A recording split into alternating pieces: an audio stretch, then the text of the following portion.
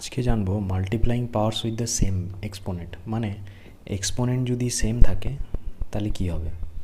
যদি একটা উদাহরণ দিই, 4⁴ ইন্টু 3⁴ তো এটা আমরা জানি যেটা 4⁴ মানে 4টা 4,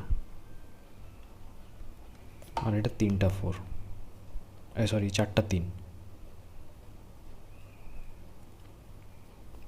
এবার দেখবে এটা কি হলো, যদি আমরা গুণ করি একটা 4 আর একটা 3কে এরকম করে 4 into 3 into 4 into 3 into 4 into 3 into 4 into 3, তাহলে তুমি আমরা এরম পাবো 12। তো আমরা এখানে 12 দেবে, কটা 12 আছে? 4টা। তার মানে এইটা থেকে এটা আসছে কেমন হবে না, যখন এক্সপোনেন্টগুলো সেম থাকবে আর যে বেস আছে তখন বেসের গুণ হয়ে যাচ্ছে। এটা যেমন 12, 4 ইন্টু 3 সমান 12, আর উপরে এক্সপোনেন্ট যত ছিল ততই আছে সেম।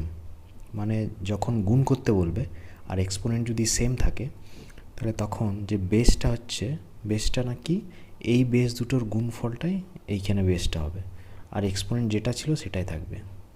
তার মানে এটা লেখা যায় যে যদি দেওয়া থাকে a⁴m ইন্টু b⁴m, তাহলে এটা হবে ab⁴m।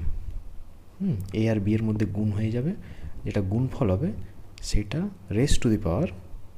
m, মানে যেটা এক্সপোনেন্ট থাকবে। এটা কখন হবে না, যখন গুণ করতে বলবে আর এক্সপোনেন্ট দুটো সেম থাকবে তখন।